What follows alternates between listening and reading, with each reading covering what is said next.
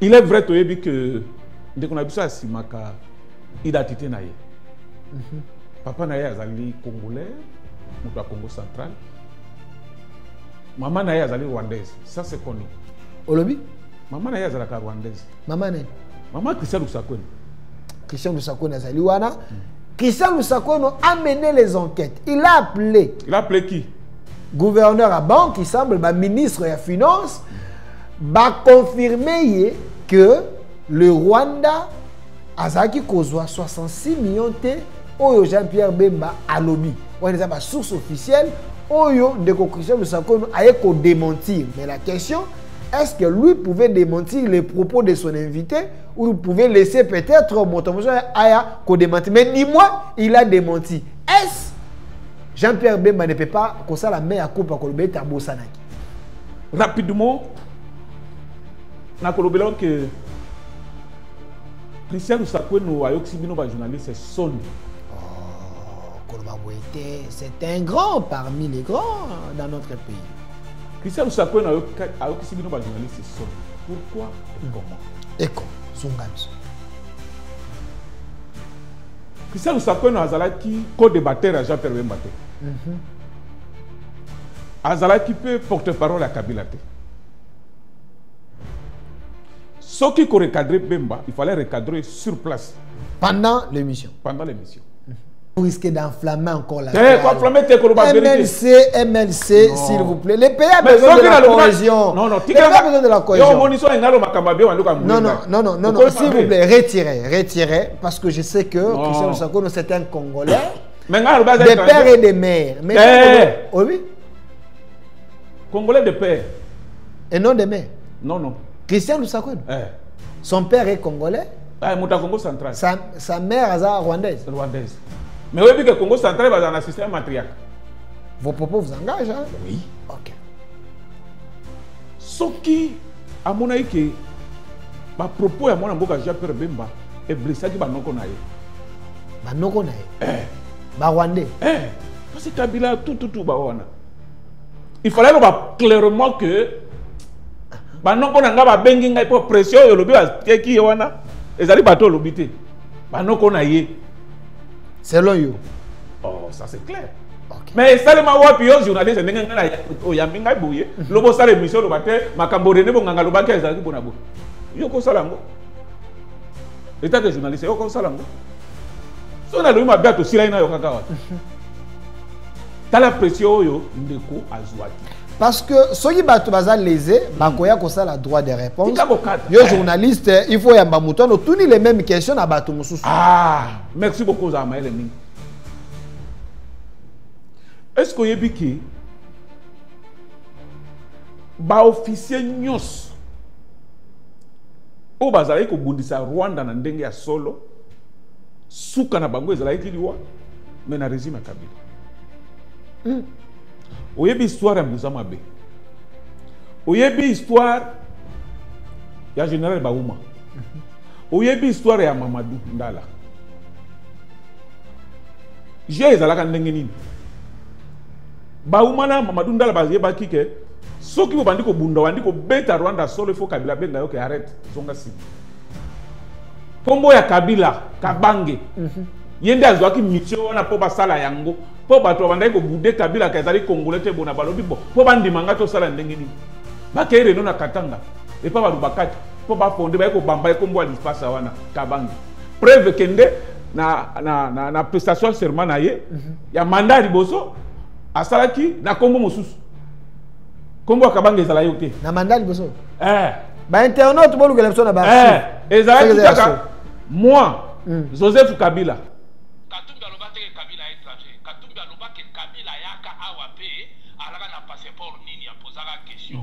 Qu'est-ce que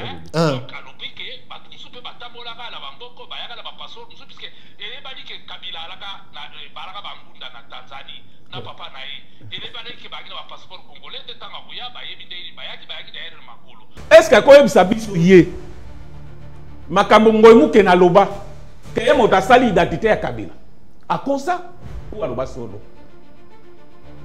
vous comprenez donc monsieur Francis Kalombo ba congolais ba yebi ba kinois ba yebi et surtout ba na bandal yango mona mona na kati est-ce que même tango nani Bolenge Teng secrétaire général assemblée a été ko suspendre Tikawat Kalate awat obi pourquoi yebisa wana bongo na zongla pourquoi zongela intervient boyi mukena parce que bato so ba mo ba ko interpréter mabe sunga biso kasi yoka aloba boyi Joseph Kabila ti ayaki komode alaki Joseph Kabila parce que yebanaki mwana Kabila Joseph yenda lobaki biso na mboka na biso baluba na baluba kati baba pasa nyonso bakomonda bango ezalaka nde babengaka nzuzi landu boye na boye eke bokoki ye il faut pas azala na kombo ya kabange ndenge bamapasa nyonso balaka na kabange na oyo mosusu ndenge ezalaka na ndenge ya baluba est ce que wana ezali kopesa moto identité bitumba Kisangani likambo ya bapigme bato bamotaka yango ezali yo ezali mende o malanga ezali mbusa na mwisi tango bozalaka na PPRD bapigme bolobaka mpe baliaka bango tomaluwaka aza na bino apresentaka bango awa na Pullman Hotel ozali témoin misala mabe na yo oyo bandaka yango kala ezalaki yo Francis Kalombo ezalaki mende o malanga aza na bomoi aza na union sacrée ezali mbusa na mwisi. Donc ça a été une histoire montée aux toutes pièces. Au komi mkolo, au senga bolimbis, même na bemba. Na yebi manière na yo kala, tout ça na ba vidéo na yo. Na moment ba élection impolitesse notoire. Oh bando le kanango na TV contre la personne de Bemba. Mais le problème ce n'est pas ça.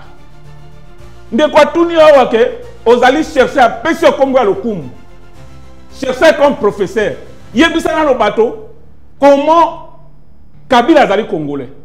Olobi kaka non musée alobai ke ezali fils. Mais je t'apprends que baswahili bazalaka otobengi bokonde. Ba oyo nyonso bazalaki moins âgé que Kabila le père babanda ko benga musée. Ce n'est pas dire que musée azalaki père biologique ya batwana nyonso. Problème alobi danga ya $30,000 eza biloko lokuta na tikala ko za BCBGPT BCBG bazawana na tikala ko za $30,000 na bana BCBGT na tikala ko salati. Donc côté ala kutu na kolanda ete puisque eyeba ina ko za c'est bakadi au chat n'importe quoi. Alors Bokabwana Saddam Hussein pourquoi? On a besoin d'histoire. Bokabwana Saddam pourquoi? C'était quoi la cause? Yokanga bien, je ne peux pas venir ici. Mais comment on dit ça? Ce qui va y na Kabwana Saddam puisque Nazalana Saddam ti na dernière minute tout zalaka na bien. So ito bebana qui comme ba tout dans une relation beaucoup à la bosse chauffer et puis bozo ici bozonga na bino. Donc il a makambe les cas donc je ne peux pas revenir ici pour na biloko ya CCO ezaka na tina. Quel est le sujet du jour? Oh yozo zongela. Sujet du jour ya Jean-Pierre Bomba leki na télévision le biloko na kuta ba lo bela ete. Yango moni parti yango assemble vivaka kana mbongo. Moto bazo benga professeur moto a kilo. Tala makambo zolo bana TV. Oh nyonso azoloba ezali banda. Merci. Terre, otikila ki etami. Chité parce que tu comme souka. Il faut un mot de la fin avec elle. Nalinga na loba boye. Je persiste, ce monsieur vous fait $30,000. Suite, ya bagarre oyo abundana Saddam Hussein. Après ko loba pourquoi? Oyo zana tina te. Ana beti pocket. Ya loba te ifalo ba Israël ka mwana te ezalaki boye. Mais lobi wa ko loba ngo wate. Mais après ça ne ka loba ngo ezana ba YouTube ezana ba vidéo. Professeur entre guillemets de son état. Vous comprenez? Makambo Bemba lobby. Ba témoignage en dehors Bemba ezali ebele. Ye azalaka pire moto Kabila. Akotangela école nini Kabila tangana na Congo, ata ba camarade nemi bale batangana bango. Ata tangaka te.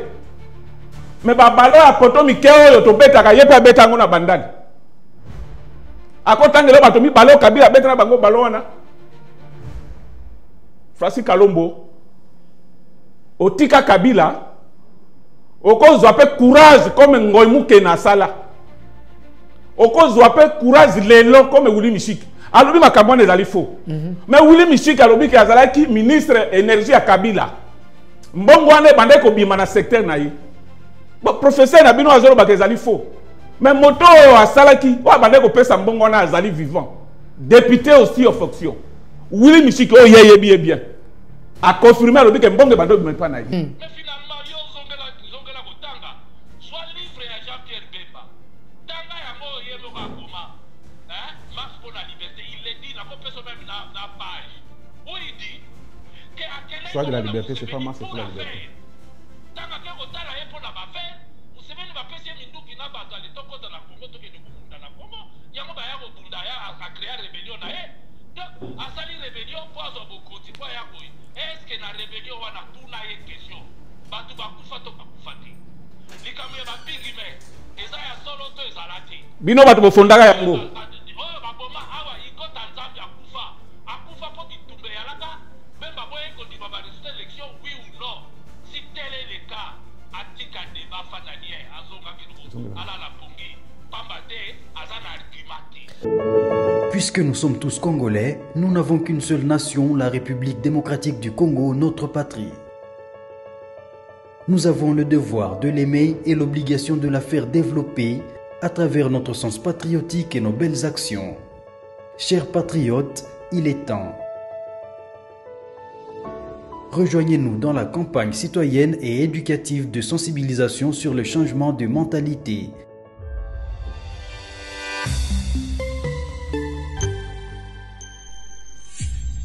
Zala, bon citoyen. Soyez le bienvenu, fidèles téléspectateurs, chers Congolais. Vous êtes en train de nous suivre un peu partout dans le monde. Nous avons annoncé la grande émission aujourd'hui avec un haut cadre du MLC, parti cher à un leader, un président, quelqu'un qui draine des foules, Monsieur Jean-Pierre Bemba, je précise président Jean-Pierre Bemba, qui est également le VPM de transport, l'homme qui a soutenu le chef de l'État au moment où les autres observaient, voir les bateaux couler. Lui, il avait pris le courage de dire non et de mobiliser la population. Jean-Pierre Bemba, qui a parlé, son discours fait couler beaucoup d'encre et salive. Voilà pourquoi nous avons fait l'effort d'aller les chercher, essayer un peu de décrypter, comprendre le propos de Jean-Pierre Bemba. Est-ce un haineux? Est-ce quelqu'un qui haït les autres? Est-ce c'est quelqu'un qui veut éloigner les chefs de l'État avec les autres? C'est un scénario de troubles? Ou c'est quelqu'un qui dit des vérités que les autres ne pensent pas dire à temps réel pour sauver les Congo? Monsieur René Bonganga, Mbotine. Mbote ndeko mopanzi sango, merci pour l'invitation. Mbote aussi na ba technicien nyonso o bazali ko salisa biso to attendre mabota ebele. Mbote surtout na bato oyo bako zwali baku ya kolanda biso ezala na YouTube, ezala na télévision, ezala na ba chaîne yo ezali partenaire. Je pense que pour l'intérêt à la République to ko bobele bo sembo. Alors, cette émission est diffusée en direct ici dans Communication Plus et aussi dans le Centre TV, dans YouTube. Vous êtes en train de nous suivre aussi sur notre page Facebook au Centre TV, page Facebook Communication Plus. La même émission, Bokolandango, dans plus de 16 chaînes, je précise, 10e rue Télévision, Centrale Télévision, BRT, One Way et tant d'autres. Et sur nos pages TikTok, Delphin Kassongo, vous allez également nous suivre. Mais monsieur René Bonganga, avec vous aujourd'hui, on va ouvrir les téléphones parce que nous avons un fixe ici avec nous. Bandeko Barakolanda Biso na Mikilia Poto, plus 243, Bokobenga. Na 3 numéros allés afficher, on a touché 3 téléphones. Bobenga, Tobokoma, ba message Nabino. Makambo Aza Koloba. Il dit la vérité. Azokosa, Tondengenini. Oya lobi bino bo sepe na ngote benga tuna mutuna na yo. C'est ça la beauté de cette émission. Nous allons vous laisser le temps d'appeler, poser vos questions, discuter avec l'invité ou contribuer na katia émission sur base ya makamboyo président Jean-Pierre Bemba alobaki. Ndeko René Bonganga. Ndeko Mike mutana réalisation pesa biso photo ya président Jean-Pierre Bemba parce que c'est lui qui a cherché ma problème au nyonso. Toi, les Péli, réseaux sociaux et Péli. Pourquoi c'est Jean-Pierre Bemba parle? Dans plusieurs salons politiques, les gens s'agitent. Pourquoi? C'est quoi les secrets? Merci beaucoup pour la question. Je pense que les Congolais, tout comme les Kinois, ils habitent là où ils balingaka. eza na plateau na yo na plateau mususu silence ya Bemba bandaye ko ekiete mutu nyonso soki boyambi biso na TV alobaka te pourquoi alobaka te pourquoi lelo alobi kaka bino wana o te pourquoi ale kaka lisusu te tout ça na ebite so ba congolais balingi afanda kanye c'est pas du kazangi makamba olobo ayebi mingi et azali parmi bara soki alobi likambo ezalaka solo ngai na yo tozali ba témoin bandeko nyonso bazolanda biso pe bazali ba témoin tango abandaki kosala tournée na ye awa apoetaki Monsieur Hippolyte Kanambe comme responsable et agression autozana yango. Monsieur Joseph Kabila. Alias Kabangi, Joseph Kabila. Fils de Laurent Désiré Kabila. C'est loyo. C'est loyo. Continue. Bon, yambaki batu belé na ba plateau na binote Bemba kosi Kabila azo soutenir rébellion na te bakosi Jean-Marie Kassamba vanda ka biso Vandana alobaki okosi kutu abenga kinga abina longo l'émission tout ça là qui na yo en ligne parce que ça ko desservir mboka il vous a pas appelé aussi ça voilà Jean-Marie Kassamba donc bref batona nyonso vanda ko critiquer mona mboka Jean-Pierre Bemba est-ce que bako yebisa biso lelo Kabila za wapi parce que Bemba était deuxième personnalité parce que chef de l'état mutalobaki liboso et après na ba périple na ye abandaki koloba te moto azali sima ya makambo nyonso ezali Hippolyte Kanambe alias Joseph Kabila bato batraitaki ye na tous les mots. Est-ce que bato na bakozwa chance baya na plateau na yo neti ba Jean-Marie Kassamba basenga ba congolais ba excuse que non Bemba limbisa biso na makambo oyo tolobaki toyeba itina te ozoba Jean-Marie Kassamba ya osenga excuse ko Kolobete Jean-Pierre Bemba limbisa po azaki na information te azaki na information te Jean-Marie Kassamba c'est un fidèle proche de Joseph Kabila. Bien fidèle. Il ne peut pas les trahir hein, à ce bien que je sûr sache. mais azwaka information à la source. C'est comme si azali c'est d'un état déconnecté. Parce que tant qu'on va koloba ayeba kite ke Bemba azana ba information ko le kai. Mais où sommes-nous aujourd'hui? Kabila azawapi. Et puis azo sala kuna nini? Kabila zana jeune oyo ba rebelle bazo contrôler akekuna commune manda nini azui na Nations Unies pour akende kuna manda nini azui na Union africaine akende kuna. Est-ce que du fait que Joseph Kabila azakuna pour vous MLC n'est confirmé qu'Azali rwandais, c'est ce que vous pensez parce que tout fond la téléphone ba tuba ko beng tozolo d'abord implication na ye na rébellion. OK. Na tuerie oyo bato na biso bandeko na biso est bazali victime. Donc c'est Hippolyte Kanambe alias Kabila. Preuve yango wana akekuna. Akekuna comme facilitateur. Si facilitateur organisation nini est mandaté. Parce que vous avez la facilitateur, vous avez la médiateur. Il faut vous la mandater quelque part. On ne peut pas s'improviser que vous avez la facilitateur, non, ton médiateur. Non. On peut s'improviser et on finit ce qu'on peut, ça rapport pas un Il y a une histoire parce que c'est une copie à s'improviser, vous avez la médiateur et autres. Senko, c'est une mission naturelle. Kanambe, alias Kabila Joseph, c'était politique. Ok. Il faut différencier dans Senko. Senko est une personne morale. Hippolyte Kanambe, c'est un individu qui a un parti politique. Jusqu'à présent, il est président Nayambo. Ça, c'est la différence. Donc, bref, bateau nyonso bayaki ko vilipande mon amboka Jean-Pierre Bemba ke akosaki bazo apeta basenga excuse. Mais soki a ça peut sortir médiatique mususu. Il faut pas la prudence. Les campagnes servir bango comme jurisprudence. Que to critique qui est, to vilipande qui est, mais au finish azaki na raison. Vous comprenez? Est-ce que aujourd'hui Batopo bayemba ke Hippolyte Kanambe alias Joseph Kabila azali rwandais. Est-ce que bandina bemba? bon yenda aza ko misango lokola yango ne ko développer Congo, yango ne ko changer parce que on a des Congolais américains, des Congolais belges, si cela est vrai, il est Congolais rwandais, peut-être d'origine rwandaise, ce que savez, mais il est Congolais. Il a déjà épousé le Congo, assis à Sala, Mbola Mouna Congo, a développé à Congo, a vendu ça à Congo, continuons avec. Mon frère, est-ce que vous avez étranger dans beaucoup de côtés? Est-ce que vous avez bango? Mais le monsieur a mis sa cimée. Pourquoi falsifier l'histoire? Pourquoi cacher l'identité?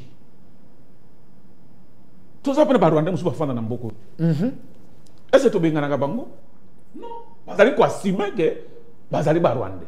Bazali ko assumer que Bazali ba Tamboka X. C'est ça le vrai problème. Mais il y a aussi que ba élément yo so dozana ngo élection ko Bazali Rwanda ozoboya. Bino MLC bozoboya de hypocrisie ya ndeko Kabila bokanisi aza hypocrite azon di ma identité na ete azoko sa ba congolais kazali congolais nzoka bino boyebi kaza Rwanda. Ici ka ko pesa ndeko Jean-Pierre Kanda yango wana.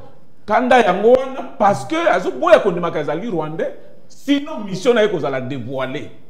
OK. Oui. Mission na ko za la dévoiler. Est-ce que bino boyebi mission na yango? Mission na ye. Mission de Kabila. Est-ce que oyebi ke tango Kabila musée. Patriarche na biso na paix à son âme. Tango akufaki. Papa na ye. Papa na été. Tango akufaki. Kabila za na Lubumbashi. À cette époque, l'anda bien. Awa, il dit qu'à peine d'après ça, ordre de vieux qu'on matate et qu'on peut quitter. Bakanga ba frontière nyos. Na ibde ta muso zaka mona muke. Mais ba congolais bazola na makamuna zoloba. Oyebi circonstance nini? Kabila zwaki a vol na Lubumbashi, ayena yango.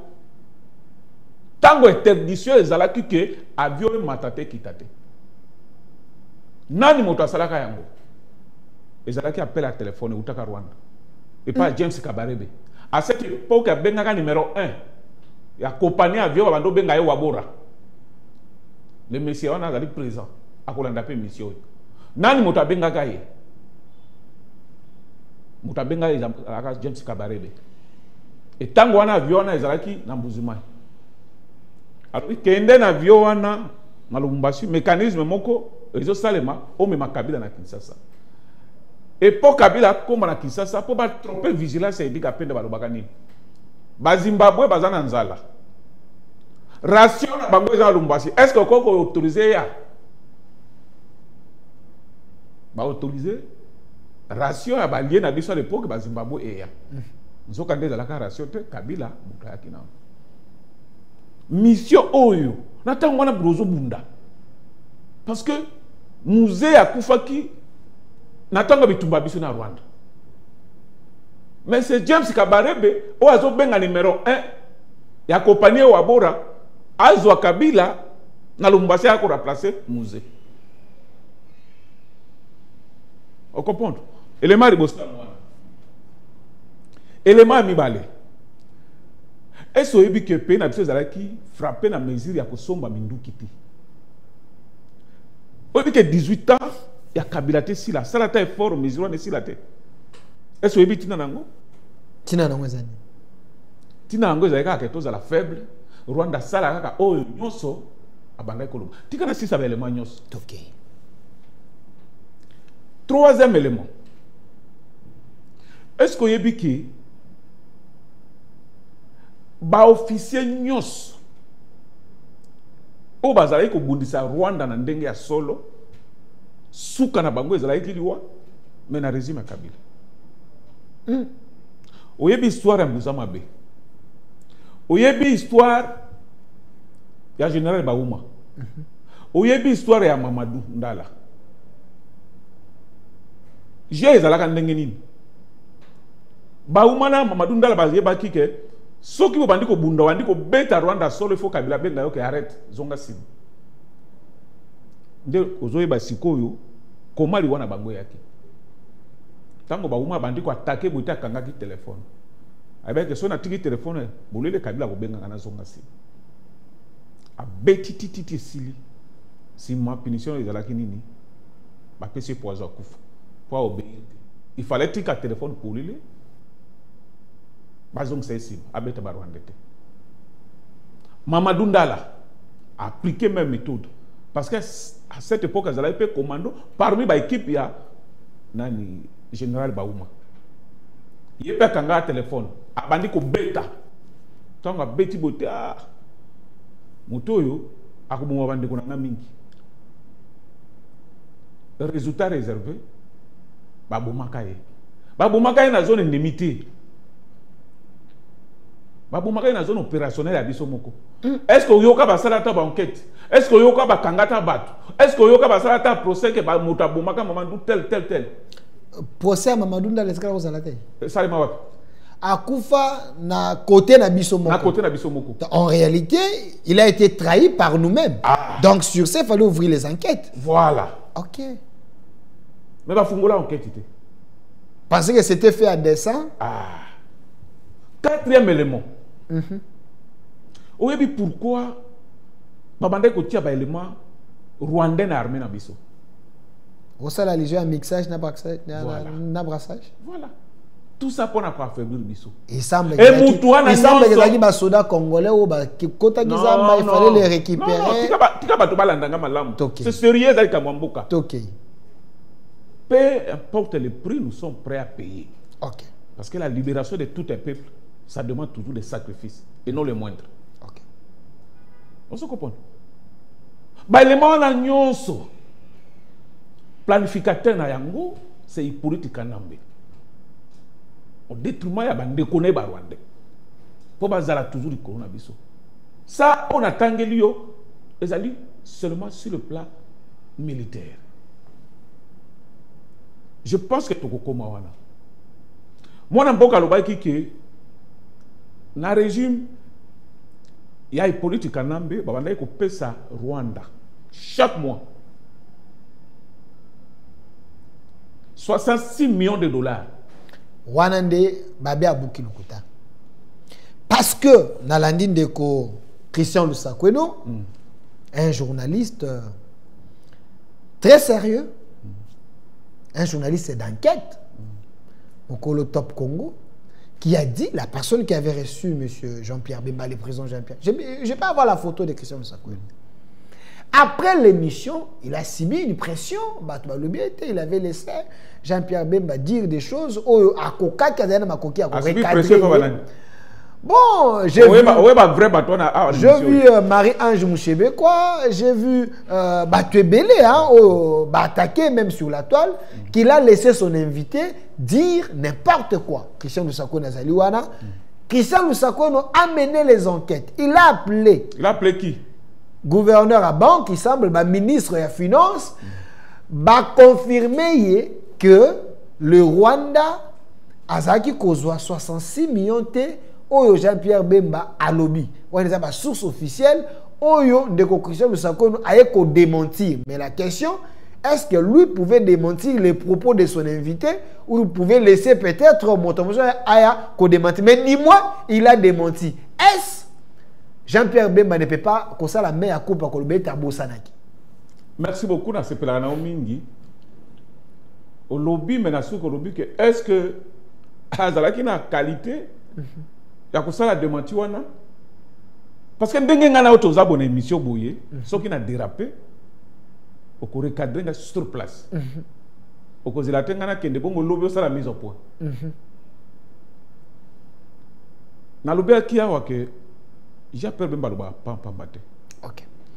Et ce qui a lobby azana ba preuve le kambo azoloba et ba mona bato bazo baté biso tozali formé na tanga Mobutu toyebi ndenge l'état est fonctionnaka rapidement na kolobela que Christian Lusakweno ayoksi bino ba journaliste sonné. C'est un grand parmi les grands dans notre pays. Christian Lusakweno ayoksi bino ba journaliste sonné. Pourquoi et comment? Et comment? Sungabiso. Christian Lusakweno azalaki co-débatteur à Jean-Pierre Bemba. Azala qui peut porte-parole à Kabila. Ce qui faut recadrer Bemba, il fallait recadrer sur place. Pendant l'émission. Pendant l'émission. Mais il est piqué de quoi un jour après, Ayako ça la mise au point. Il est vrai que dès qu'on a vu ça à Simaka, identité naïe. Papa naïe azali congolais, moutou à Congo central. Maman naïe azali rwandaise. Ça c'est connu. Olobi? Maman naïe azali rwandaise. Maman naïe. Maman Christian Lusakwen. Tika. Vous risquez d'enflammer encore la MLC, s'il vous plaît. Les pays ont besoin de la cohésion. Non, non, les pays ont besoin de la cohésion. Non, s'il vous plaît, retirez, parce que je sais que Christian Lusakwen, c'est un Congolais, des pères et des mères. Mais oui? Congolais de père. Et non des mères. Non, non. Christian Lusakwen. Son père est congolais. Ah, Congo central. Sa mère est rwandaise. Rwandaise. Mais oui, que le Congo central va dans un système matriarcal. Vos propos vous engagent, hein? Oui. Ok. Pourquoi la lobby d'Engwana? Pourquoi? Ce qui, à mon avis, ma propos à mon amboka Jean-Pierre Bemba est blessé qui va non connaître. Bah non connaître. Rwandais. Parce que Kabila tout bawana. Il fallait clairement que ba non kona nga ba bengi nga pour pression yo lobi ba ki wana ezali bato lobité ba non kona ye selon you. Oh, ça c'est clair. Okay. Mais ça le ma wapi yo journaliste nga nga o ya minga bouye lobo sala émission lo baté makambo rene bo nga loba ka ezali bona bo yo ko sala ngo état de journaliste yo ko sala ngo so na lo ma biato sila ina yo kaka wati ta la pression yo ndeko azwaki. Parce que ceux qui battent bazal lésé, bakoya ko ça la droit de réponse. Yo journaliste, il faut yamba mouton, tous les mêmes questions na bato mususu. Ah, merci beaucoup Zamaël Ming.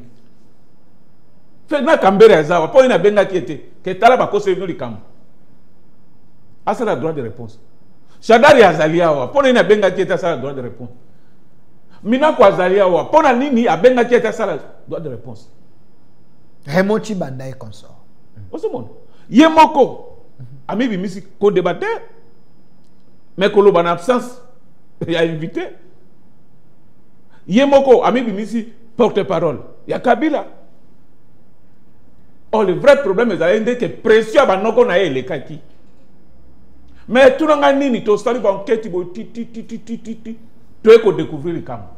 Bo découvrir. Bo découvrir ni. Chez nous on est rendu à Kabila. Au lobby? Chez nous on est rendu à Kabila. Top Congo.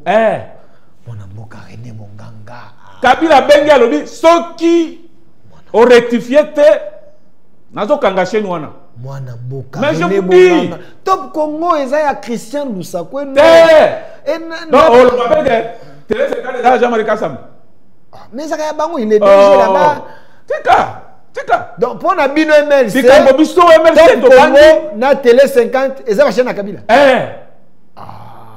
Wana mais likambe pesi ngo sali lango wapi likambe pesi ngai songo na lobi président parti na nga bando kenda na chaîne wana zo kanisa za Cristiano ya Cristiano Sakweno zo kande zande ya nani mais bikili wati bakoko tiele loko mabeti donc chaîne bakoko pesa même micro mabeti et pendant les longs président parti na nga okende sukuna te pour makambo nyonso yebani polele. Top Congo eza chaîne ya Kabila. Chaîne ya Kabila. Kabila gangeli ye yango ye alobi te tika nazo bongisa. C'est grave ça. Yo moni moto ya zan expérience. Ya musala na bino à 30 ans. A cause la bêtise wana. Ke azonga sima ya invité a contredit invité na ye. Yo lo binanga makambo yo zo bezo engagé kaka yo. Bongo sima osala nga émission sima ote okosaki.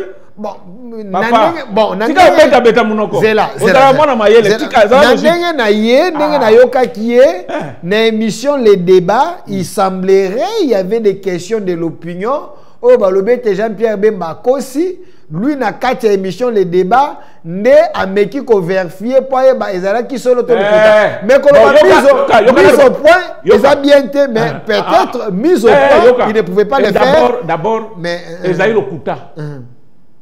moto ya bandai ko pesa Rwanda mbongo na époque wana zaki ministre azana bomoi honorable Willy Mishiki.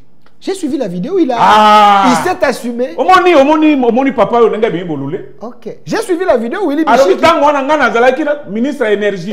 Mbongo wana bandai ko bime pa na biso ezo kende kuna. Donc c'est que venez à l'ukutate. OK. Willy Mishiki azana ba moi ba biloko nzoto ba micro ma be ko zela ko zo ete. Abenga ye. Pa Willy Mishiki a détaillé que Teddy Kabobemba lobe zali solo témoin vivant ngai oyo. Tango nazalaki ministre de l'énergie, tozo zwa mbongo 66 millions chaque mois tozo tinda na Rwanda. Et Willy Mishiki a même dit il y a d'autres témoins. Oh bazaba député national lelo ba yebi li solo wana. Oyo kinde kuna ngai. OK. Liboso wanda lo ba biso to luka makambu to kosaka. Willy Mishiki aza moto ya MRCT. Alobi ki azalaki ministre ya Kabila, ministre ya énergie. Mbongo wana bandai ko bima na secteur na ezo kinde. Siko dematio ya Christian Lusaku ne suki wapi. Alors, Tetika. Toké. Deuxième chose, oyebi bato oyo ya benga keza banani. Banani. Gouverneur oyo ba condamné pour na procès pour Kangalozi. Deo Gracias so Deo Gracias. Aza exil na Kabila. Au gouverneur on va condamner na procès. Mais oui.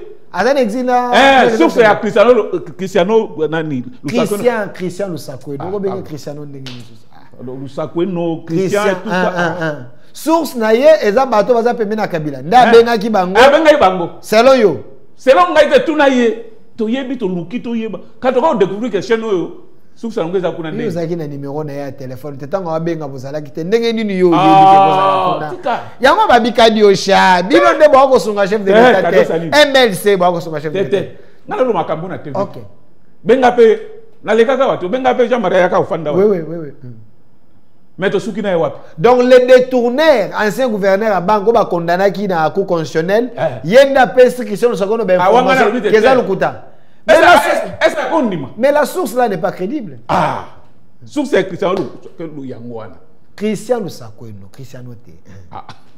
Tika kata na suka no wana ya suka Lusaku no tika na kata ta ngese. Wale za abréviation na yo. Ozo comprendre. Donc azawana abandaki ko défendre banoko na ye. Mais simbité. Po sika moko ye ko démentir kaka ya 66 millions de dollars keza lokuta. Nzambe pa la kate moto abandaki ko pesa bonga lobi papa. Soki ozo défendre banoko no défendre bango mali kambo bemba lobi ezali solo. Ye vidéo yango. O Willy Mishiki alobi mbongo ezako otana ministère na ya énergie zo kende na Rwanda 66 millions. Donc a confirmé makambo de Jean-Pierre Bemba alobi le ministre sous régime ya Kabila. Lui il est vivant. OK. Bemba kosi kambo wapi. Mais autre chose, Jean-Pierre Bemba pas lobby et loko yo ndeko Kabila na ndeko Jean-Pierre Bemba lobby que Kabila aza mwana ya Joseph T, il semblerait que Jeannette aza le qui a papa ya Kabila ya lobby te ngwanda si aloba ko me ngwanda azonga ka mwa sima muke mais ndeko Jean-Pierre Bemba on dirait yibi pena information ngo mwa bien te. Wana pe ameka pe Christian Lusaku na meka pe ko rectifier mwanda place wana. Abeza discours en ngwanda. Eza discours ngwanda te. Ngwanda mutabandaka yango te. Na bien. Ba témoignage ebele ebimi sur Kabila. Ezali kaka ngwanda. Net banani. Ngoy mukena. Yona ka ngwanda. Na livre ezali. Ngoy mukena. Alobaini. Alobaiki. Kombo ya Kabila, Kabange. Yende azwaki mission wana po basala yango. Po bato bandai ko bude Kabila kazali congolais te bona balobi bo. Po bandimanga to sala ndenge nini. Ba kere no na Katanga. Et pas Barubakati. Po ba fonde ba ko bamba ko mbo l'espace wana Kabange. Preuve kende na prestation serment na ye ya mandat liboso asalaki na kombo mosusu. Kombo Kabange ezala yote. Na mandat liboso. Ba internaute bo lukela biso na ba. Ezala kitaka moi Joseph Kabila asukaki. Kabange ezala kate. OK. Na wa mi bale moi Joseph Kabila Kabange. Wana tango ba yoko bamba yeko. Tango yoko bamba. MLC bon. Azali vivant. MLC. Papa. Livre ezali. Tolongwi wana. Apango emuke na mutu mususu za. John Numbi. John Numbi. Audio ezali oyebi. Obazaka na Kabila. Obazana ye. Alobayi kete Kabila azo banga wana parce que bakoko kangaye pona auto trahison. parce que nationalité na ye ezali douteuse. Maman na ye auti Rwanda bona. Audio ezali. Azotambola pe na ye. Est-ce que l'audio est authentique? Qu'est-ce que l'audio va créer avec l'intelligence artificielle? Est-ce que ça va démentir nango?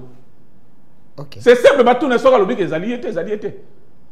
En dehors de ça, cher ami, Likambo yo nazoloba. Nazo imsa président Félix ba renforcer ba soda na mausolée ya Kabila musée.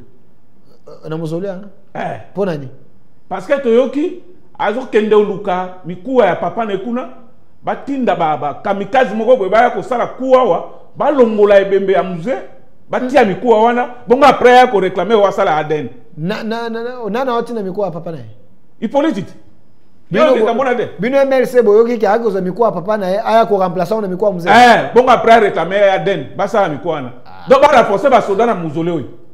Wana biso lo bakaka boye nganga bino banquette na bino oyebisi biso ake mama ya Christophe Lusakweno azali rwandaise papa nenda azali congolais. Vos propos vous engagent quand biso retirer au boy. Na yoki ndeko moko qui est le porte-parole ya Moïse Katumbi, Francis Kalombo, qui a répliqué parce que alobe tendeko Jean-Pierre Bemba na lokuta papa lokwa Jean-Pierre Bemba ko iko sa peuple te ko bungisa bana histoire te. Kolobete Moïse Katumbi azaki na ba arme na kati ya kuna na nani na ezali lukuta Moïse Katumbi atikala kosimba ba arme te Jean-Pierre Bemba ndabi valeur a arme na ndenga boma ba pigme balia makila pour être comme invulnérable wana ndeko Francis Kalombo lobi yango d'abord bino bato ko pesa matwe na bino boyoka makambo Francis Kalombo na TV ezali ka bino. Non, nous sommes dans la démocratie, il faut donner la parole. Et puis je me souviens tango tozali na lamuka poto sala campagne à Martin Fayulu n'a expliqué à Moïse qui est Francis Kalombo à Lembanzoto. Vous expliquez ça? Moïse Katumbi. Qui est Francis Kalombo? Qui est Francis Kalombo? Tambino Obanda songi kala. Mais na yebi était mutu ko ata soki lelo aloba ya kwa dere na MS to kuboya. Oh, pona yi. Biso to yebi banda époque Mobutu. Francis Kalombo. Azana Saddam Hussein. Oyebi oyokate andota mona Saddam Hussein. Oyebi pourquoi na Saddam Hussein bakabona? Bakabona bana. Pesa nga photo Francis Kalombo. Bakabona bana. Francis Kalombo bakabona na Saddam. Saddam Hussein a payé $30,000. Dikamona oloba JB a témoin. Oche JB témoin makambo. Koko ta JB na politique. Alobi Zwambongo yo kende ko beksa bango conseil na Angola. Tipona Zwalar pour akima. Nani professeur Francis Kalombo. Tika.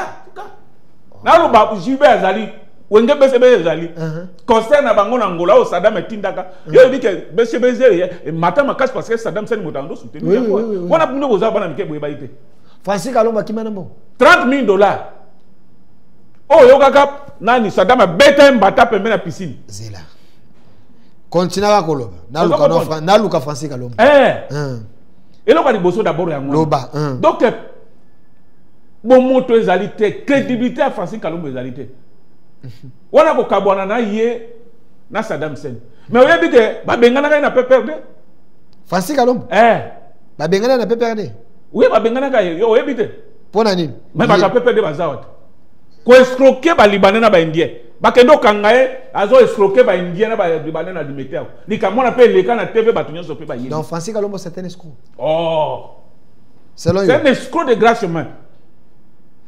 Deko René Bonganga. On se comprend. Donc, pour Nakoloba, les Kambo yo Bemba ko si wane zali wapi. Bemba soka lobi ke Kabila zali Rwanda. Mwana mboka René Bonganga du MLC ne parlait pas. Honorable Francis Kalombo, bonjour. Oui, bonjour. Vous allez m'excuser, mon grand frère. Je sais que vous n'allez pas me tenir rigueur. C'est pour les besoins de l'actualité. Vous êtes en direct à la télévision. Honorable Francis Kalombo, vous êtes de l'ensemble de la République. On vous accuse, vous, d'avoir eu à dire de mensonges sur une chaîne de la place Top Congo par les cadres du MLC en disant que vous n'avez pas la valeur, vous ne pouvez pas dire à Jean-Pierre Bemba ce que vous avez dit parce que vous-même, vous êtes un anti-valeur. Vous avez eu à bouffer l'argent de Saddam Hussein, $30,000. Nous voulons vérifier parce que nous savons que vous êtes un homme crédible. Est-ce vrai ou faux? Écoutez, si les personnes qui disent ont des preuves, ils n'ont qu'à les prendre. Je n'ai jamais bouffé l'argent de personne ici à Kinshasa. Je peux circuler la tête haute. Et il me les a donné la nuit, des jours. Chaque fois que Saddam Hussein avait fait la production, il ne m'a jamais remis à moi l'argent. L'argent a été remis aux musiciens directement. Donc ils le savent. Donc je n'ai jamais touché l'argent de qui que ce soit. La deuxième question, est-ce Moïse Katumbi voulait faire la guerre à Félix Tshisekedi? C'est vrai, il avait des armes chez lui? Ben écoutez, Jean-Pierre Bemba a pris des armes dans ce pays, il n'a jamais nié pour prendre le pouvoir. Et comme vous le savez, lorsque Jean-Pierre Bemba a perdu les élections, il a repris des armes et les gens sont morts dans la ville-province de Kinshasa ici. Et vous le savez bien, Jean-Pierre Bemba a pris des armes pour aller même à Bangui, hein, qui n'était pas son pays, et tout simplement pour se battre pour un pouvoir qui n'était même pas son pouvoir. Donc s'il y a quelqu'un qui est l'habitué des armes, c'est celui qui essaye d'accuser les autres. Donc Jean-Pierre Bemba est connu pour ça, et il a fait 10 ans de prison à la CPI, tout simplement aussi par rapport à cela. Si cela n'a jamais éduqué quelqu'un, et ce n'est pas à moi ni à Moïse Katumbi que vous allez imputer. Moïse n'a jamais pris des armes, il ne le prendra jamais. C'est un croyant catholique pratiquant, et il prie Dieu, il n'a jamais tué personne. Et certains qui veulent parler aujourd'hui, et les ONG l'ont dit, et vous le savez, aujourd'hui nous avons quand même Roger Lumbala qui est en prison, et certains peuvent être poursuivis eux aussi par rapport aux crimes qui ont été commis en République démocratique du Congo. Et Jean-Pierre a reconnu qu'il a été chercher des Ougandais. Mais vous le savez, si l'Ouganda paye aujourd'hui la République démocratique du Congo, parce que ces gens ont commis des massacres, on a pilonné des enfants dans des trucs, on a enterré des femmes vivantes, et à Kisangani, c'était des carnages. Et c'est connu. Et c'est un secret de polichinelle. Et aujourd'hui, vouloir opposer quelqu'un épris de paix, qui n'a jamais pris des armes, dans les mêmes circonstances, Jean-Pierre Bemba a perdu les élections, il a pris des armes à Kinshasa, et alors que Moïse Katumbi a perdu les élections, il n'a jamais appelé à lui-même, ni à la marche, ni aux autres, et il a même demandé à ses députés de siéger dans les institutions. Voilà la différence. Mais il semble qu'il y a un témoignage de son chauffeur. Il semble qu'il y a un témoignage de son chauffeur. Ben, écoutez, face à quelqu'un qui ment comme il respire, quelqu'un qui ne respecte jamais rien, quelqu'un qui est poursuivi dans beaucoup de choses, comme vous le savez, comment croire le chauffeur? Voilà pourquoi les services de renseignement ne lui donnent même pas les bonnes informations, parce qu'il n'est pas crédible même dans le système où il est en train d'opérer. Parce que s'il était dans les systèmes où on lui faisait confiance, on allait lui donner tous les vrais éléments du dossier, puisque Moïse Katumbi est sorti de la République démocratique du Congo avec l'autorisation des services de sécurité, son avion connu, bien immatriculé, il a un cachet de la DGM, il est parti, et tout le monde sait, même c'est qu'un petit enfant sait, mais Jean-Pierre Bemba ne le sait pas. Je me demande ce qui se passe dans sa tête. Alors, tout le monde sait que Moïse est parti, c'est après le départ de Moïse qu'on est venu fouiller à Moulonde. Tout le monde le sait, même vous qui parlez là. Vous le savez, mais il n'y a que Jean-Pierre Bemba qui ne le sait pas. C'est-à-dire, soit c'est la mauvaise foi, soit c'est l'histoire de la Révolution française entre Robespierre et Danton. Lorsque quelqu'un commence à croire à ses propres mensonges, ça devient grave, puisque Jean-Pierre Bemba commence à croire à ses propres mensonges, alors merci. Il doit être soigné. Monsieur Francis Kalombo, la dernière question pour les besoins de l'histoire. Vous êtes un professeur d'université, porte-parole de Moïse Katumbi. Vous étiez au PPRD, l'ancien du PPRD, vous êtes parmi les fondateurs du PPRD. Est-ce vrai, Joseph Kabila est un Rwandais? Écoutez, cette question, vous devez la poser à Jean-Pierre Bemba. Parce que Jean-Pierre Bemba a signé un accord à Sun City pour être Premier ministre de Joseph Kabila. Et à ce moment-là, c'était un Rwandais ou c'était un Congolais. Deuxième élément, il a signé l'accord global et inclusif où c'est bien marqué le nom de Joseph Kabila qui restera président de la République. Est-ce que Joseph Kabila a brandi le fait d'être fils de Mouzé Laurent Désiré Kabila à la mort de Mouzé Laurent Désiré Kabila? Non, Joseph Kabila, pendant l'avancée de l'AFDEL, c'est lui qui va conduire le front nord et prendre la ville de Kisangani. Et vous l'avez vu dans les interviews, avant même que Mouzé devienne président, il a été présenté comme son fils. Et quand Mouzé lui-même a fait des interviews, il a parlé de mon fils. Donc, Mouzé l'a dit, et les autres qui crient aujourd'hui être des enfants de Mouzé, Mouzé ne les a jamais reconnus, ni affiliés, ni présentés à qui que ce soit, ni devant personne. Donc, aujourd'hui, Jean-Pierre Bemba serait mieux d'aller apprendre auprès de Gilles Mouniéré comment il faut taquiner, parce que j'ai l'impression que Gilles Mouniéré le fait tellement bien et lui n'arrive même pas au niveau de Gilles Mouniéré. Donc, merci. le vrai problème est que nous avons affaire à quelqu'un qui est haineux, quelqu'un qui ne veut pas la paix en République démocratique du Congo, quelqu'un qui est habitué aux armes, à la violence, et quelqu'un qui, comme nous le savons, il est en guerre aujourd'hui avec ses propres frères et sœurs devant les cours et tribunaux pour se battre pour l'héritage. Donc, est-ce qu'un monsieur comme ça, qui vit jusqu'aujourd'hui, encore chez les parents, dans l'annexe, et il est ministre aujourd'hui, il semblerait qu'il ne met jamais ses pieds dans le bureau de l'État. Donc lui, même l'État là, il ne le considère pas. Alors, donc pour lui, ces histoires-là, je ne peux pas aller. Alors, je reste dans une tente à l'annexe, où quand j'étais étudiant, je vivais. C'est là où je préfère alors, honorable Francis Kalombo, ne quittez pas, rester en ligne. En face de moi, nous avons M. René Bonganga, qui est un très proche collaborateur de Jean-Pierre Bemba. Il veut réagir rapidement. Donc, rapidement, je remets en doute qualité d'un professeur. Pourquoi? Un, il a parlé que Bemba Signaké comme Premier ministre dans Sun City. Oh, il a dans Sun City. C'était à Matadi, quand on appelait l'accord cascade. Ça remet en cause sa qualité de professeur. Il ne maîtrise pas le fait, ni la date, ni le lieu. Ça, c'est de un. Et de deux, quand vous avez appelé les gens fils. Mais attendez. Non, arrête, monsieur, je vous ai suivi. Suivez-moi. Il ne connaît pas les... Oh, c'était l'accord cascade. C'est qui a été signé en Sun City, l'accord global. Vous devez vous écouter. Oh. Attendez, monsieur René. Oui. Laissez-lui parler. C'était moi. Pourquoi? Oui. Non. Là, tu n'es pas sérieux. Donc, il veut réagir. Il a navigué. J'étais calme. Alors, honorable Francis, le monde est en train de vous suivre. Calmez-vous, il termine. Comme ça, je vais vous remettre la parole. Moi, je me calme, mais je vous dis simplement qu'il ne peut pas mentir comme son chef. C'est tout à fait normal. Alors, on sait que Jean-Pierre Bemba, nous avons signé un accord qu'on a appelé l'accord de cascade. C'est où? Jean-Pierre Bemba était présenté Premier ministre. Cet accord, c'est où? Et nous sommes venus, on est allé à Matadi. Non. Alors, merci. Vous les laissez parler, vous allez parler. Je vais vous donner suffisamment le temps. Il doit pas dire des façons comme son... Alors, calmez-vous, s'il vous plaît. Il doit reconnaître d'abord. Oh là là. Un professeur, regarde un professeur. Il doit commencer par reconnaître. Professeur Francis Kalombo, calmez-vous d'abord. Il termine, je vais vous remettre la parole. Merci. Ne soyez pas un dictateur. S'il vous plaît, vous les laissez parler, vous allez parler. Merci au professeur. Monsieur René, continue. Deuxième mensonge, suivez-moi très bien. Il a défendu Kabila comme Congolais. Mais son chef Moïse a qualifié Kabila comme un étranger. Quand il dit que non, on a vu les autres venir de la Tanzanie. Yoka, Mokonzi na ye Moïse. Aloba que Kabila Zali étranger. Ye alobi que Kabila Zali congolais. On te bangui ba ina na vrai. Tu vois? Il ne sait même pas suivre la ligne du parti. Son chef a dit ceci et lui vient ici contredit son chef. Un professeur que vous appelez. Deuxième chose, il fallait lui poser cette question.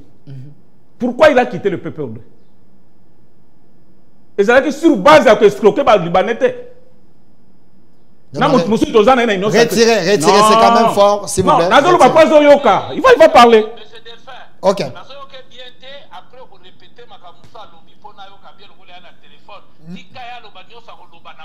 Merci. Ok.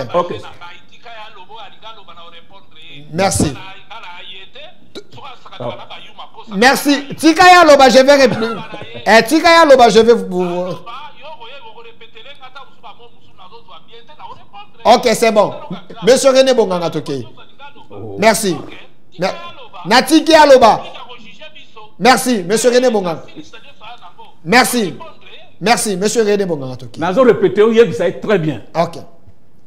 Bonganga Lobi Boy. Accord cascade. Oya Lobi. Qui est bien basé à la Premier ministre. Et ils ont salle cité Tendenga Lobaki. Et ça, il m'a matadi. Professeur Aïbil Kambonate. Ça, c'est de un. À défendre Kabila, que Kabila Zali Congolais. Mais chef, on a Moïse Katumbi. À l'Obake, Kabila Zali étranger. Na campagne d'élection, vidéo est Zali.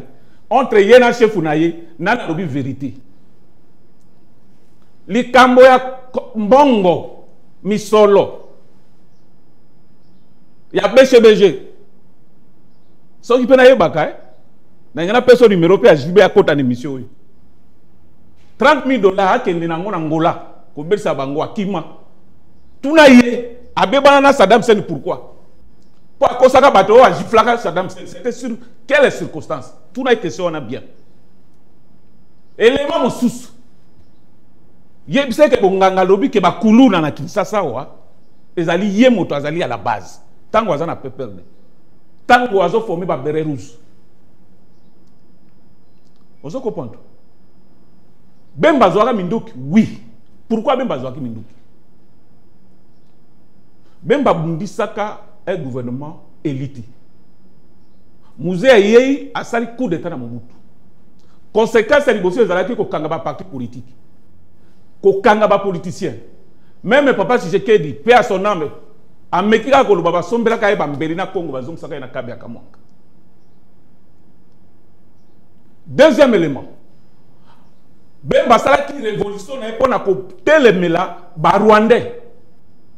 Tant que yé Azali na Kabila. À quoi il s'habille pourquoi Batiaka James Kabarebe, chef d'état-major général. À quoi il s'habille pourquoi Bisou Makara Rwandais Azaki n'a fait étranger. À quoi il s'habille pourquoi Bougera Azaki n'a service à renseignement. Est-ce qu'à quoi il s'habille yé Makambo Ngoymu Kenaloba Kaya mota sali identité ya Kabila. À cause ça ou aloba solo. Vous comprenez? Donc monsieur Francis Kalombo, ba Congolais ba yebié, ba Kinois ba yebié et surtout ba na bandal. Yango mona mona na kati. Est-ce que même tango nani Bolenge Teng, secrétaire général ensemble. A vous ko suspendre Tikawat. Kalate awat. Oui pourquoi? Pourquoi? Merci, M. René Bonganga. Honorable Francis Kalombo, vous êtes toujours en ligne. Je suis en ligne. Est-ce que vous avez bien compris ou soit que je répète ce qu'il a dit? Répète quelques-uns. J'ai saisi une partie, mais pas la totalité. Si vous pouvez répéter quelques-uns. Alors, répondez ce que vous avez compris. Là où vous n'allez pas répondre, je veux amplifier. Oui, d'abord, dans un premier temps, je vais lui dire une chose. Zalana Lingala, pour va Congolais Baoland. Azali Makamba Oloba. D'abord, encore à Cascade existe bel et bien. Tosiaka Yango Binonio Soboye Biango Barataka histoire tant que dans la Sun City. Loko la dialogue Zalaï Kosimbate. Ngai Mutuna Banda Yango na Olivier. Toyokani et puis sollicité Bemba Nimi Tokawana et on a créé ce que le professeur Arthur Zadingo Mabenga qui le camp de la patrie. Pour sauver dialogue. Toyaka tout ça encore à Cascade ou tokenda na ba Olivier Batambo mwamba bayana kisasa tokenda batadi pona ko sala constitution ya Péro wana to avancer na sima nango toye kozonga Sun City poto signer accord wana mususu. Donc yeso ka yebi yango te na informer ye ngamo na zala to sala yango azongela chef na ya tout na ye vrai ou faux ba yebisa ke zala vrai congolais nyosa yebi ke loko wana exista ezala vrai. Donc azo préféra yo kabilo ka lokuta ke biloko ya réalité. Problème alobi nanga ya $30,000 eza biloko ya lokuta na tikala kozwa BCBGPT BCBG bazawana na tikala kozwa $30,000 na bana BCBGT na tikala kosala te. Donc côté wala kutu na kolanda ete puisque eyeba yi nango eza c'est bakadi au chat n'importe quoi. Alors Bokabwana Saddam Hussein pourquoi? On a besoin d'histoire. Bokabwana Saddam pourquoi? C'était quoi la cause? Yokanga bien, je ne peux pas venir ici. Mais elle va déjà. Ce qui va y na Kabwana Saddam puisque Nazalana Saddam ti na dernière minute tout zalaka na bien. Ce qui tombé banaki comme tout dans une relation beaucoup à la bosse chauffer et puis bozo ici bozo na bino. Donc et là makambe les cas donc je ne peux pas revenir ici pour na biloko ya CCO ezaka na tina. Quel est le sujet du jour? Oh yozo zongela. Sujet du jour ya Jean-Pierre Bomba leki na télévision le biloko lukuta ba lobela ete. Kassia alobi parmi biloko lukuta. Parmi biloko lukuta, je vous pose la question. Toké, Loba. Alba ke Katumbi yebo ka loba ke Kabila est étranger. Na bandeli ko yebisa yo. Katumbi aloba te Kabila est étranger. Katumbi aloba ke Kabila yaka awape alaka na passeport nini ya posaka question. Donc alobi ke batu soupe batambo batambolaka na bamboko bayaka na bapasor mosusu puisque eyebani ke Kabila alaka balaka bambunda na Tanzanie na papa na ye eyebani ke baki na bapasseport congolais te ntango akoya bayebi nde bayaki derrière makolo.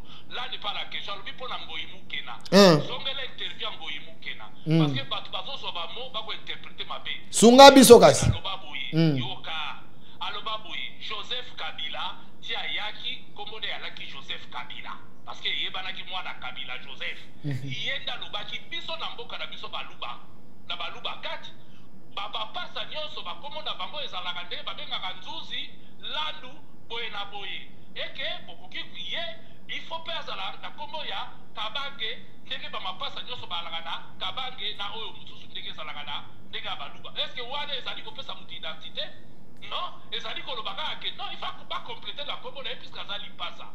Donc ça n'a rien à voir na nationalité, rien à voir na affiliation parce que entre Ngoyi Mukena na Mzee Laurent Désiré Kabila oya loba na misu ya batu nyonso oyo mwana na ngai akotisie musala soda babimi avant même comme président de la République et ateke tanga comme président Joseph azwa minduki pona libérer mboka oyo.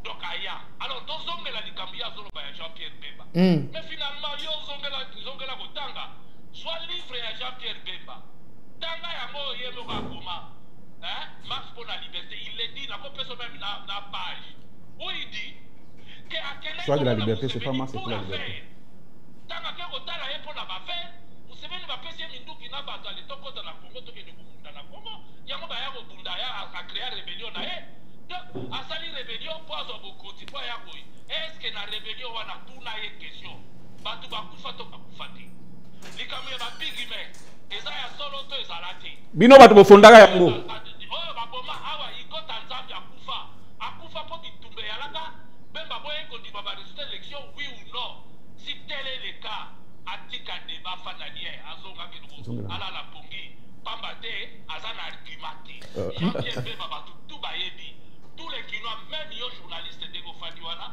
oyebi que Jean-Pierre a contesté l'élection azwa minduki to bungisa igogbele gbele mwana batu akufa sans côté ba misusu Ndeko Francis Kalombo, quand Jean-Pierre Bemba dit que Joseph Kabila il passe à thé, Jeannette Kabila, Aza petite sœur à papa naï. Vous avez quelle information comme chercheur? Mais nalobi d'abord, yé moko tata na bamba lobi obala na kaba mapasa. Bon yé Jean-Pierre Bemba na titre ni to yé bisangai arbre généalogique ya Jean-Pierre Bemba.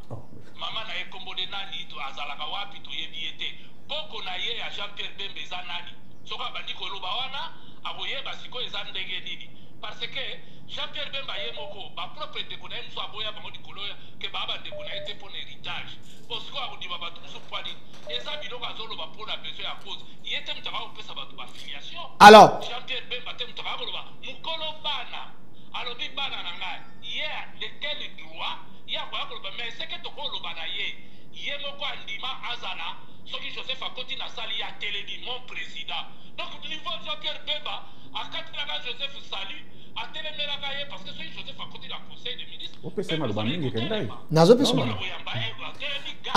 Alors une autre question ok voilà celui qui se dit patriote soit disant ce que Joseph alaki rwandais à solo lokola ya yebaki na ba information na ya soit disant donc il n'est pas sûr même ce qu'il dit azali kotele maganda fu devant rwandais ye devant rwandais soka koti ya telemi alaki mwana musala na ye donc alaki vice président na ye alors yazo commander ye Ndeko Francis Kalombo yebisaka nanu ye andimaki badirige ye azala na se ya rwandais azo répondre na ba question ana nazo pesa maloba azo répondre yo zela s'il vous plaît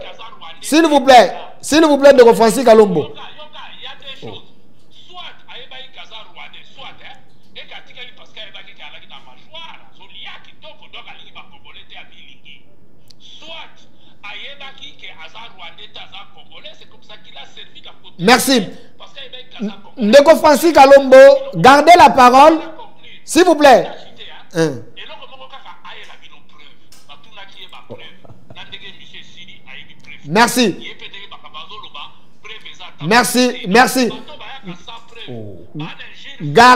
gardez la parole s'il vous plaît Ndeko Francis Kalombo, gardez la parole. N'a posé une question, comme ça, sans répondre, il y a Zumaloba, Oyokaye. Jean-Pierre Bemba a dit ceci, ça fait 18 ans, aux Alaka, Nandeko Kabila, au Géranaye, ça fait 18 ans, chaque année ou mois, 66 millions de dollars et Kendaka, le Rwanda.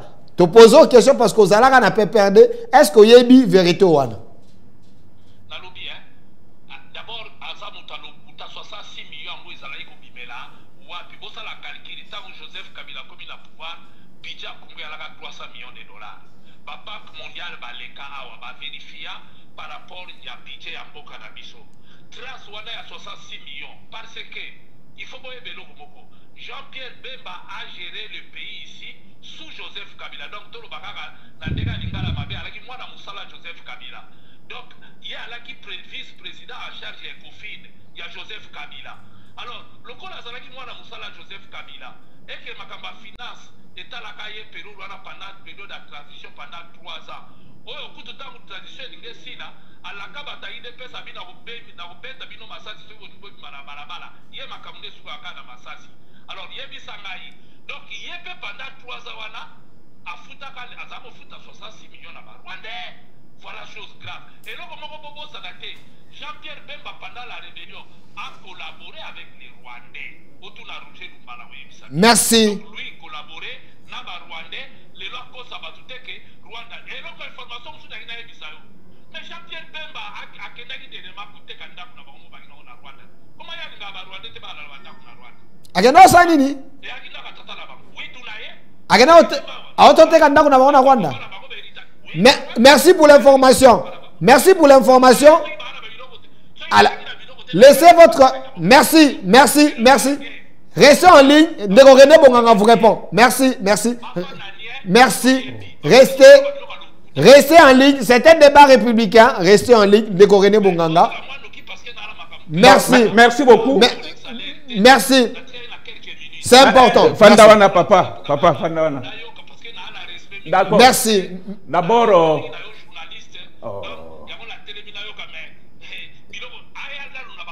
Merci. Tika ya répondre de casse. Merci. Tika ya répondre tika na minute muke, tika ya répondre ko reno benga malobananga muno. D'abord, tozali ba congolais. Ndeko Français yebake kombo amona lipasa ba pesa ka soki mota ko mukolo te.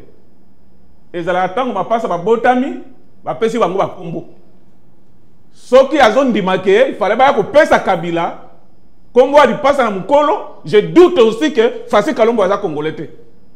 Parce qu'ils ont dévié coutume na biso. Comme on a ma passe à Badatango Moana, à Botami et non tango à Mukolo. Il faut y bayango. Professeur de son état. Alors bien que même bakende ko teka ndako ya papa na bango na Rwanda. À part régime ya Kabila, relation na biso na Rwanda ezalaki na problème te. Et ceux qui n'ont pas de bango, ceux qui ont été yango, ça fait quoi, monsieur le professeur? Ça fait quoi? Est-ce que Robiango est salini na débat? Bitumba Kisangani, likambo ya ba pigme, bato ba motaka yango ezali yo, ezali mende o malanga, ezali mbusa na mwisi. Tango bozalaka na PPRD. Ba pigime bolo baka pemba liaka bango Thomas Luakazana bino a présenté ka bango awa na Pullman Hotel ozali témoin misala mabe na yo banda ngo skala ezalaki yo Francis Kalombo ezalaki mende o malanga azana bomoi azana union sacrée ezali mbusa na mwisi. Donc ça a été une histoire montée aux toutes pièces au komi mkolo Osenga bolimbis même na Bemba na yebi manière na yo kala tozana ba vidéo na yo na moment ba élection impolitesse notoire o bando le kanango na TV contre la personne de Bemba. Mais le problème ce n'est pas ça. Ndeko tuni awa ke ozali chercher à pesio kombo lokumu chercher comme professeur yebisa na lo bateau comment Kabila azali congolais. Olobi kaka non musée alobai ke ezali fils. Mais je t'apprends que baswali bazalaka oto bengi bokonde. Bao nyonso bazalaki moins âgé que Kabila le père babanda ko benga musée. Ce n'est pas dire que musée azalaki père biologique à Batouana nyonso. Et comme musée aussi, na bokonde ya Baswahili. Oh nyonso azali na âge ya bana na ko benga mon fils. Donc ça n'a rien à voir. Ya koloba ke Hippolyte Kanambe azalaki son fils biologique. Donc le koloba bambi kombo chercheur Kendel Sus. Pour on lobby wana esimbité. C'est-à-dire na yo bengaka Kabila musée. Musée wana zalaka père biologique na yo. Tala lokuta. Affaire 66 millions. Après affaire à 66 millions. C'est que Jean-Pierre Bemba pas foutaka 66 millions. Monsieur Francis On a parlé de 18 ans. Hein. Résumé 18 ans. Mais il n'y a pas ça là qui 3 ans. Il y a non, pas Monsieur Francis Kalombo. Bemba Lobaki boye. Non, non. Bemba Lobaki 18 ans. 18 ans bandi quand na ba élection en 2006 Bemba perdaki ba élection Bemba zaki aux affaires te ayebi na date te tala profession zo benga 18 ans bandi juste après ba élection en 2006 jusqu'à 2018. OK. Mais professeur à l'université a évité que 18 ans on a Bemba zalaki te o Bemba zalaki ba ndeko pesa ils ont réduit les sous. Na yena bitumba Kisangani. MRC Zalana Kisangani. Il est vrai. Confrontation des Zalaki, Rwanda, na RCD Goma, na Ouganda, oyo babanda ko soutenir RCD KML, Yambusa Nyamusi. Soit disant professeur université a ebi yangote. Osomon. Yango moni parti yango assemble vivaka kana mbongo. Moto bazo benga professeur moto a kilo. Tala makambo zolo bana TV. Oh nyonso azoloba ezali banda. Merci. Terre otikila ki taming. Chité parce que tu na suka. Il faut un mot de la fin avec elle. Na linga na loba boye. Je persiste, ce monsieur a bouffé $30,000. Suite ya bagarre oyo abundana Saddam Hussein. Après ko loba pourquoi? Oye zana tina te ana beti pocket ya lo batay il faut lo bageza ile kamona te zala kiboy mais lobi wa ko lo bango wate mais bon ça ne que lo bango ezana ba YouTube ezana ba vidéo professeur entre guillemets de son état vous comprenez makambo Bemba lobby ba témoignage en dehors Bemba ezali ebele ye azalaka pire moto Kabila akotangela école nini Kabila tangana na Congo ata ba camarade nemi bale batangana bango ata tangaka te mais ba balo ya poto mikeo yo to betaka yepa betango na bandani akotangela bato mi balo Kabila betana bango balo wana Francis Kalombo otika Kabila okozwa pe courage comme Ngoy Muke na sala okozwa pe courage lelo comme Willy Mishiki alobi makambo ezali faux. Mais Willy Mishiki alobi ki azalaki ministre énergie à Kabila. Mbongo ane bande ko bima na secteur na ye. Bon professeur na bino azolo ba ezali faux. Mais moto asalaki wa bande ko pesa mbongo na azali vivant. Député aussi en fonction. Willy Mishiki o yeye bien. A confirmé alobi ke mbongo bande bima pa na ye. Merci de Kogene. Merci de Kogene aussi ces émissions Azani Kokende tozui vraiment à l'imprévu c'est par rapport à respect à envers biso Nandimi Ndeko Francis Kalombo mot de la fin ba congolais ba retenir nini sur base ya makambo 66 millions il y a une vidéo il y a honorable Willy Mishiki qui a dit l'argent ezaya comme le ministère de l'énergie c'est vrai 66 millions ezaya comme de Rwanda mot de la fin ba congolais ba retenir nini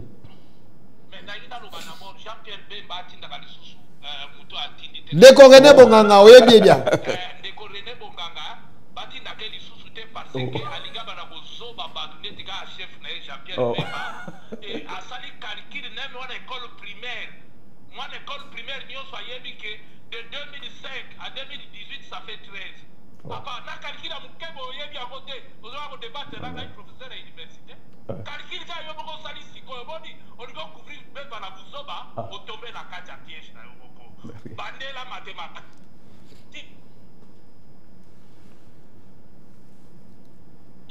Chamke, bana bitona bidito ba kesi machine na bid. Ba moni ko beti di banda moni, on go couvrir buzo ba buzo betika la ka buzo. buzoba et le rôle de couvrir buzoba yo moko bibi buzoba mono bibi didikine na biso bato calcul penda simple calcul ya muke kaka ya 2005 na 2018 moins 2005 au beto bien ya 18 ans yangwana on dit buzoba on va couvrir buzoba alors na pesi yo ke ezali 13 bande bakisa sikoyo oyo bandeli po ebake bemba bandaki na 3 ans ye pa na kati papa aza na kati ya 3 ans wana lokola aza na kati wana alors expliquer sikoyo na sima na ngai ba téléspectateur Jean-Pierre Bemba azalaki na kati Jean-Pierre Bemba afutaka ba Rwandais Willy Mishiki na opposé le maire Willy Mishiki malengi na sidisa te Willy Mishiki na de toi et moi. Pourquoi vous avez la population comme État témoin? C'est un député national. Mais est-ce que vous avez dit ça? Azalaki ministre combien de temps? Il est Willy Mishiki. Parce que Jean-Pierre Bemba parle de 18, même ceux qui y a l'Inga Kakola. Il y a Moral 18 ans. Et Willy Mishiki a ministre combien de temps? Est-ce qu'il y a un bordero? Oh, il y a un budget, il y a dit, il y a combien? Pour avoir chaque mois. Dès que Bemba lobaki chaque mois 66 millions. Il y a que des bateaux la bango, mutu bakoyi ko kende na eloko ndengala pour des raisons personnelles. Tozo baba congolais te. Lelo internet est comment? Oko ça la recherche na seconde ou découvrir nyonso mutu azanango. Donc oyo tout bazo loba bayande na preuve. Basengi bango ba preuve Willy Mishiki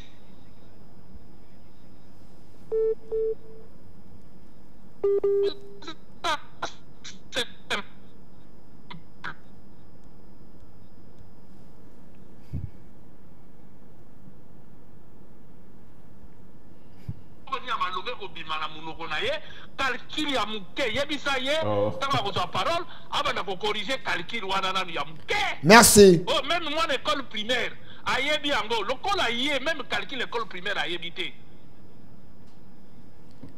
Merci.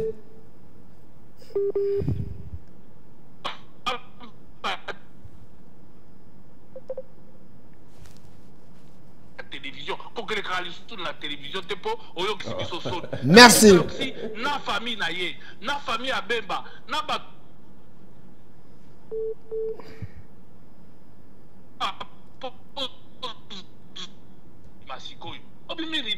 merci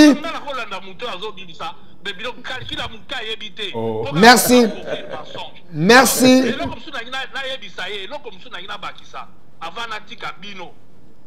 mais on a que na ça bien tika yoka na informé ya vérifier ba teki yango période ba basi bazwa bunaga na ya ministre de défense de période ba kina ko teka donc ils ont peut-être ba teka yonga avant période de campagne na pesa na immatriculation ya avion na biloko nyonso to pesa donc na milite oko aya ko zoba batute a luka couvrir bazongaka balobaka boye na information wana te na okene ko vérifier moyen na loba eza merci ozomona ko wena ko justifier loko sans qu'on vérifie ngo ba ko apeka mutalo utaneti Jean-Pierre Bemba merci na domaine na bino eza parti na bino bozo yo sa parti soni bozo yo sa ba famille soni tala nego bibi ridicule même moi non na ndako biso papa kuna penza obetaki di merci merci en tout cas na sengi excuse na kwa hiyo tikala oyebi ke na boya kate na kwa hiyo tikala merci puis na continuer parce que ngai na négligeaka te makamba Congo na tshaka Congo liboso ya makambu nyonso mais devant ba lokuta ya boye devant ba mensonge ya boye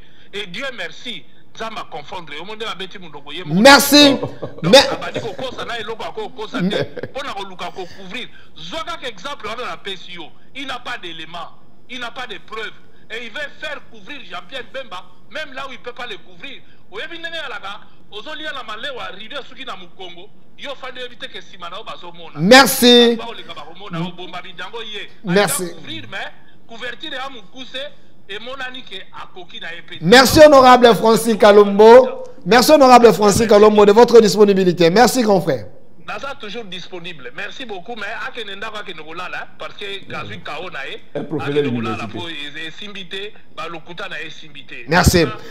Alors, merci Ndeko René Bonganga, Tokomi Nasuka, je vous donne 5 minutes. Comme ça, on conclut.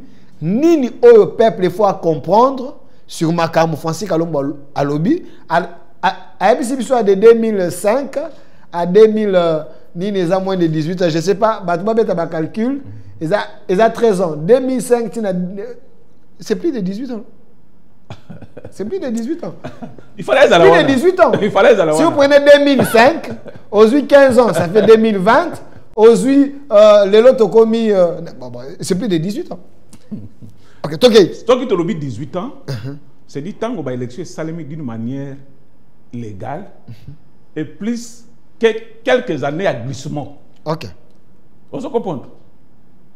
Parce que moment où il y a 1 plus 4, et ça qui objectif moko zonga moko, tout ça la constitution, tout organiser l'élection. Ou à zoko ça bato gazara na san cité azalakate. Et ba congolais bazolanda biso. Je pense que il n'est pas professeur. Ok. On se comprend.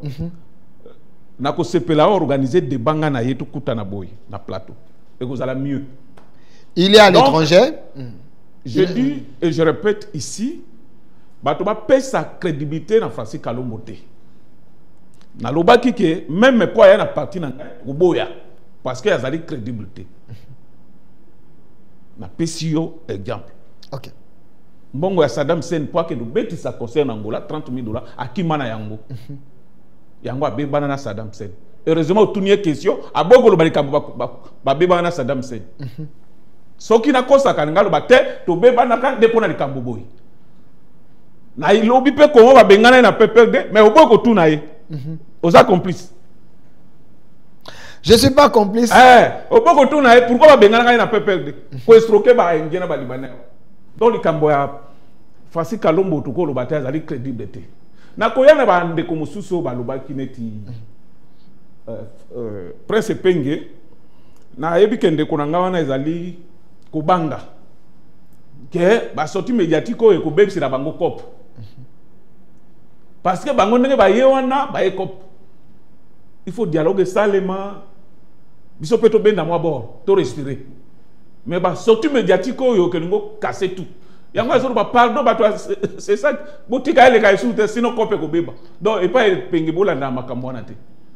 Donc moto azali gêné na ba propos ya bemba justice ezali. Ba mema ekuna.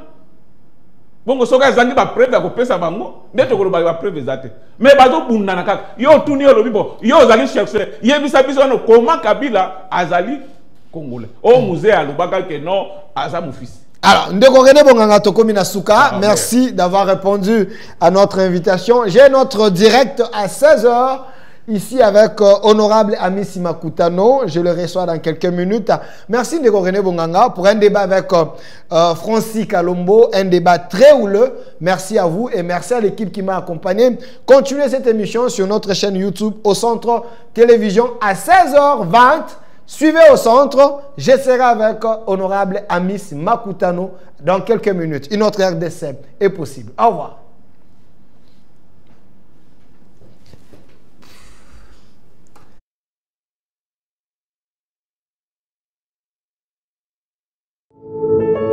Puisque nous sommes tous Congolais, nous n'avons qu'une seule nation, la République démocratique du Congo, notre patrie. Nous avons le devoir de l'aimer et l'obligation de la faire développer à travers notre sens patriotique et nos belles actions. Chers patriotes, il est temps. Rejoignez-nous dans la campagne citoyenne.